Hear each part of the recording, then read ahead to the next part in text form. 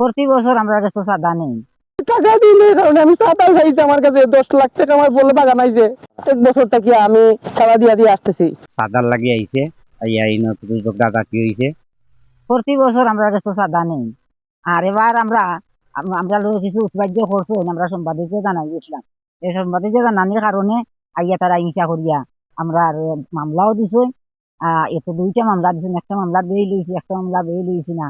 আর বারাইয়া আমার আর সারা বাগানটা কাটি লইছেন, 15-20 লাখ টাকা করতে হয়েছে বাগানের তলে। খুব ফসল খাওয়ার সময় মনে করো আরো 3টা মাস বাদ দিয়ে আমরা ফসলটা বেচতাম পারি। এই সময়টা গিয়ে আমরা বাগানটা খাটিয়ে একবারে চুরমার করে লইছে। সাদা না দেওয়ার কারণে আর সম্পাদকে জানানি এই তারা ইয়া এত করছে না।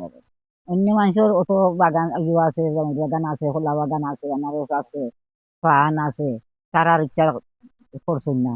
আর আমরা গরিব মানুষ, সাদা প্রতি বছর দিতেই তো অফারও হয়েছে, এবার দিছি না করিয়া আমরা লোকে এতটুক করছে নাকি আমরা বাগানটা দেখো আপনারও রয়েছে, আমরা বিশাল প্রতিভা দিয়ে এলাম। এক বছরটা কি আমি চাঁদা দিয়া দিয়ে আসতেছি। এই বছর আমার আর্থিক অবস্থা খুব দুর্বল হয়ে গেছে, আমি টাকাটা দিতে পারিনি ওদেরকে। ওদের যেটা চাওয়া পাওয়া ছিল ওই বিটো বিচার রে, লিঞ্জ বিচার রে, ওর নাম হচ্ছে কি আপনার প্রীতম বড়ুয়া। সে আমার বাড়িতে আসছিল যে তুমি এখন তোমার গাছে অনেক ফল আসছে, এখন তুমি অনেক টাকা পাবা, তাহলে এর পারপাসে আমাদের কিছু দিবা না? আমি তখন বলছি ভাই আমার হাতের অবস্থা খুব ভালো না, আমার ফল টল পাকুক বিক্রি করি তখন কে দিব না। তখন সে বলে না এখন দিতে হবে। আমি বললাম ভাই এখন আমার নাই, আমি কই থেকে টাকা দিব? তখন সে এক পর্যায়ে আমার সাথে খুব রাগারাগি করে করিয়া সে চলে যায়। লেঞ্জ অফিসার আর বিট অফিসার নিজে আসছে আমার বাড়িতে, আইসা বলে গেছে আমরা হিসাবের বিলিজার, আমরা এখানে ব্রিটিশ আমল থেকে বসবাস করতেছি। আমাদের পূর্বপুরুষ থেকে, আমার জন্মের আগের থেকে আমার দাদারা, আমার বাবা মারা এরা বসবাস করতো এই জায়গায়। তার সুবাদে আমরা এখানে বিলিজার হিসাবে থাকি। আমরা তাদের বনে গাছ লাগাই, বনের ভাড়া দেই। এই সুবাদে আমাদের কিছু জমি দিত, 2 একর 3 একর জমি, আমরা এটা চাষাবাদ করি খাওয়ার জন্য। তো সরকার তো অনেক সময় বলে যে ভাই আপনারা পরিবেশ বাঁচান, গাছ লাগান, ফলের গাছ রোপণ করেন, আপনারা পরিবেশ বাঁচান। তাই আমি ওইটাই ফলো করি ভাই। আমি আজকে 2018 সাল থেকে এই বাগানটা আমি করছি, তিলে তিলে তিলে তিলে বাগানটা আমি গড়িয়ে তুলছি এত বড় উপরে। আজকে আমার এই বাগানে দুটো ভিতরে আমি টাকা দিলে কারণ আমি চাঁদা চাইছি, আমার কাছে 10 লাখ টাকা আমার ফলে বাগান আইছে, গাছে আমার ফল আইছে। 7 বছর আমি আর টাকাই ডালছি, আমার টাকা চাইছি আমি দেই নাই। আমি উচ্চ বিচ্ছ করলাম তার সাথে যে ভাই আমার এখন সরকার তো আরো আমাদেরকে কৃষিদেরকে কৃষি কার্ড করে দিচ্ছে, কৃষি লোন দিচ্ছে। এইবার আমি কমলাটা বিক্রি করলে আমার এই ঋণটা আমি শেষ করতে পারতাম। আমার একটা লোন আছিল, কৃষি লোন একটা আছে, অনেক বড় একটা লোন। এই লোনটা নিয়ে আমি চাষাবাদটা করছিলাম।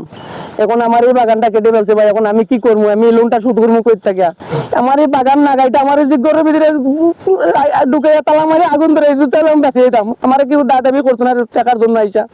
আর আমার তো এটা বাগান না, এরকম এরকম হাজারো বাগান আছে কালিঞ্জির মধ্যে। আমি এই বছরটা টাকাটা দিই নেই, প্রতি বছর তারা টাকা দেই। এই বছরটা টাকাটা না দেওয়ার কারণে আমার এত একটা ক্ষতি করছে স্যার, আমার রাস্তা নামাই দিছে। আমার বাপটা কি আমরা বিলিরার, আমি বিলিরারও ছেলে।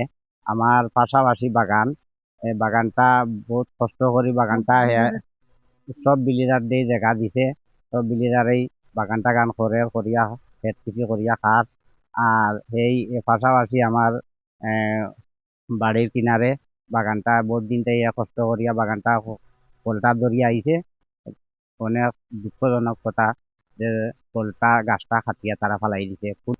প্রতিবেশী হিসাবে আমারও খারাপ লাগে। আমি শুনছি তারা সাদার লাগি আইছে, এই নতুন দাদা কি হয়েছে হওয়ার পরে এই বাগানটার ক্ষতিগ্রস্ত করতে পারে বিটো বিচার। আর বিটো বিচারের যে সঙ্গভঙ্গ এরা আছে পাবলিক সহ লইয়াইছে তার বিলিজার লইয়া, আমরাও বিলিজার।